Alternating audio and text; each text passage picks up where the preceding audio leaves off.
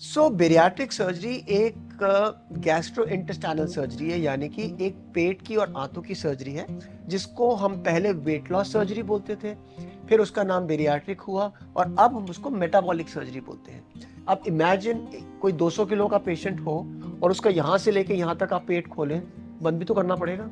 खोलना तो एक बात है। धीरे धीरे करके वेट लॉस होता है। ये ऐसा नहीं होता कि आप थिएटर में गए, आपका ऑपरेशन हुआ और आप सडनली 130 से 150 से सीधा 80 किलो के निकल के आ गए। ये सोचना हम कम खाना खाएंगे और वजन कम हो जाएगा, ये गलत है।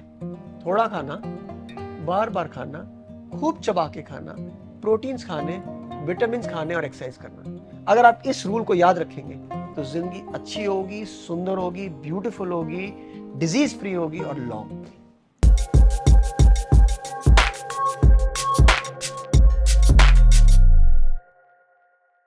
लाइफस्टाइल पर तो हमने डिस्कस कर लिया। ऑफ कोर्स ये बहुत रियल है कि लाइफस्टाइल मेंटेन करना बहुत ज़्यादा ज़रूरी है। मैं आपसे एक नेक्स्ट क्वेश्चन पूछूंगी, लेकिन सबसे पहले हम रियाट्रिक सर्जरी पे आते हैं, क्योंकि बहुत से लोगों को नहीं पता है कि सर्जरी क्या है, क्यों यूज़ की जाती है, और ये भी कहा जाता है कि इससे वजन कम होता है। बहुत से लोग इतना ही समझते हैं कि यही बेरियाट्रिक सर्जरी है, लेकिन आप प्लीज़ हमें बताइए कि एक्चुअली में क्या सर्जरी है और इसके बेनिफिट्स क्या हैं। बेरियाट्रिक सर्जरी एक गैस्ट्रो इंटेस्टाइनल सर्जरी है, यानी कि एक पेट की और आंतों की सर्जरी है, जिसको हम पहले वेट लॉस सर्जरी बोलते थे, फिर उसका नाम बेरियाट्रिक हुआ और अब हम उसको मेटाबॉलिक सर्जरी बोलते हैं। तो सर्जरी में जो बेसिक कॉन्सेप्ट है इसका वो ये है कि हम पेट को थोड़ा छोटा करते हैं और आपकी आंतों में से खाना जिस प्रकार से जाता है उसको रीराउट करते हैं, यानी कि हम एक ऑल्टरनेट पाथवे बना देते हैं ताकि आपका खाना छोटी आंतों में थोड़ा सा जल्दी चला जाए। राइट? अब जब हम ये बोलते हैं तो पेशेंट कहता है अच्छा stippling of the stomach. Now stippling is a device. Stippling एक डिवाइस है जो हम किसी भी सर्जरी में इस्तेमाल कर सकते हैं। बेरियाट्रिक में भी करते हैं, मेटाबॉलिक में भी करते हैं, कैंसर में भी करते हैं। पेट को छोटा करना और आंतों के खाने का डायरेक्शन को थोड़ा चेंज करना। अब इसका मेन इफेक्ट क्या है?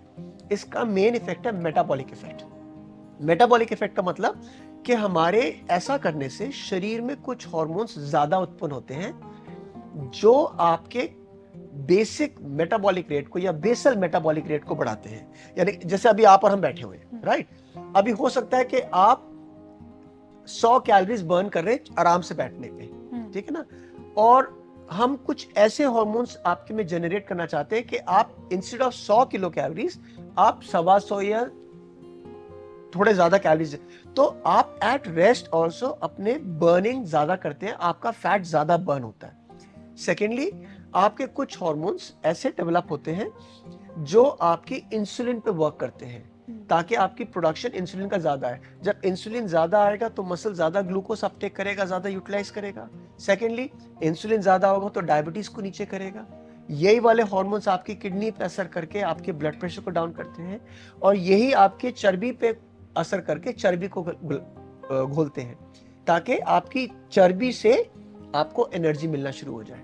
धीरे धीरे करके वेट लॉस होता है। ये ऐसा नहीं होता कि आप थिएटर में गए, आपका ऑपरेशन हुआ और आप सडनली 130 से 150 से सीधा 80 किलो के निकल के आ गए। It's a slow process and metabolic process.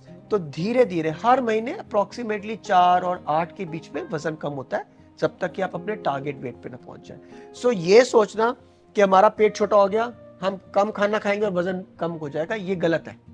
बहुत पेशेंट सोचते हैं कि हम खाना कम खाएंगे तो वजन कम हो जाएगा। अगर खाना कम करने से वजन कम होता तो आज सब जने डाइटिंग कर लो, राइट? कम खाना खाइए वजन कम हो जाएगा, लेकिन नहीं होता वो, राइट?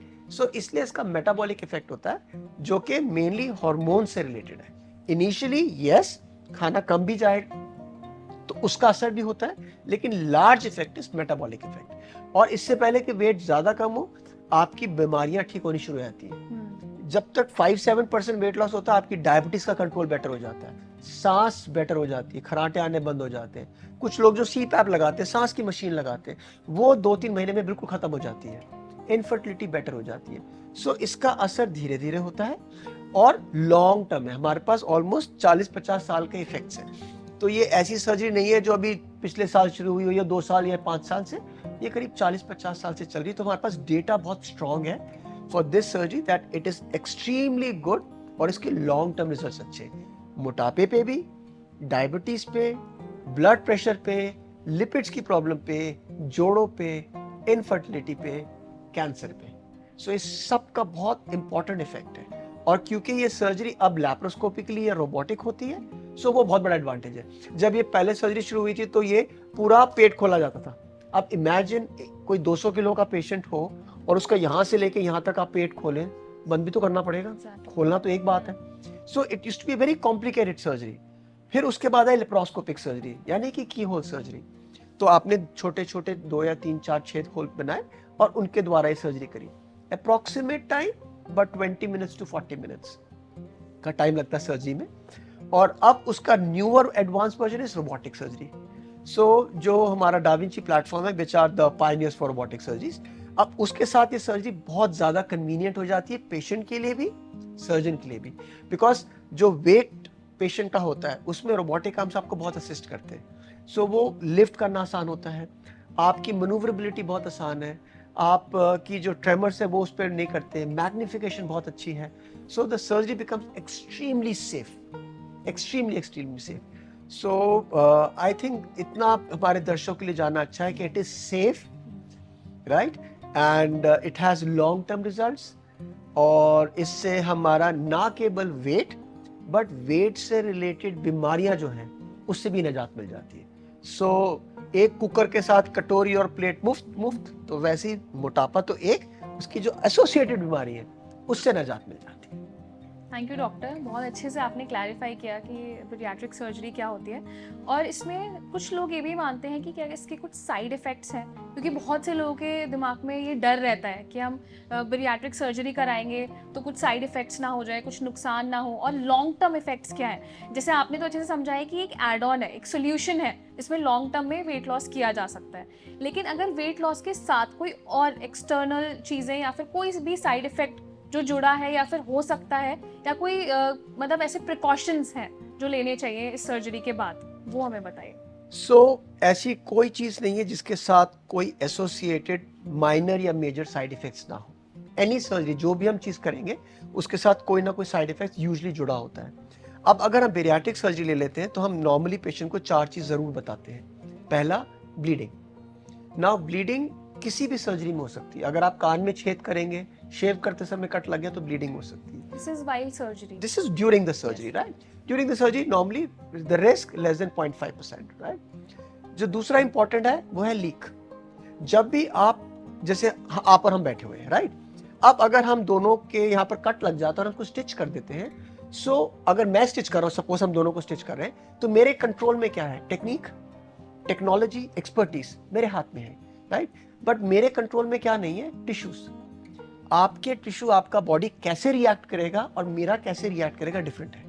उसी प्रकार जब हम बॉडी को स्टेपल करते हैं, स्टिच करते हैं, कभी कभी वो जुड़ते नहीं है आपस में, राइट, तो वहां से लीक हो सकता है। लीक होना खतरनाक नहीं है, बट लीक को पकड़ना पाना खतरनाक हो सकता है, राइट। तो इसीलिए इट इज इंपॉर्टेंट कि आप, आई ऑलवेज से, ऐसी जगह कराएं जहां ये एक सर्जरी रूटीन में होती है, और हाई वॉल्यूम सेंटर जो ये रूटीन में होता है, तो वहां पर, क्योंकि लीक अगर हुआ उसको पकड़ना और उसको करेक्ट करना बहुत इंपॉर्टेंट है, राइट।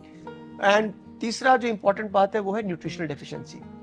इनिशियली जब आप लिक्विड डाइट पे होते हैं या सॉफ्ट डाइट पे होते हैं, सो आपको न्यूट्रिशनल डेफिशिएंसी होने के चांस होते हैं, प्रोटीन के, विटामिन के।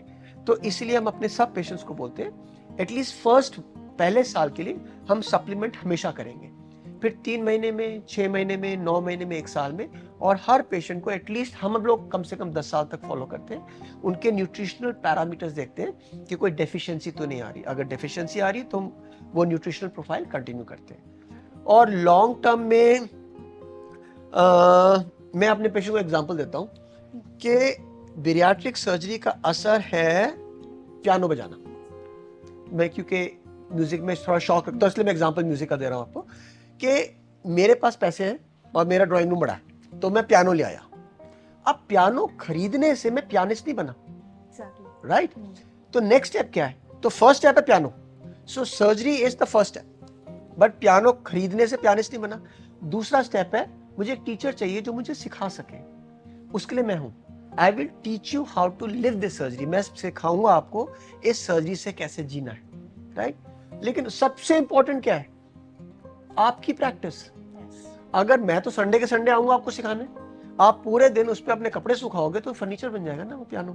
तो आपकी प्रैक्टिस बहुत इंपॉर्टेंट है। तो आपको चाहिए कि जो हम बताते हैं वो आपको फॉलो करना है, और वो फॉलो करना बड़ा आसान है। एक fist, small meals, frequent meals, chew it well, eat your proteins, vitamins and exercise। यानी कि थोड़ा खाना, बार बार खाना, खूब चबा के खाना, प्रोटीन्स खाने, विटामिन खाने और एक्सरसाइज करना। अगर आप इस रूल को याद रखेंगे तो जिंदगी अच्छी होगी, सुंदर होगी, ब्यूटीफुल होगी, डिजीज फ्री होगी और लॉन्ग होगी। सो सरल तरीके में मेरे ख्याल से इसको ऐसे माना जा सकता है। Thank you doctor.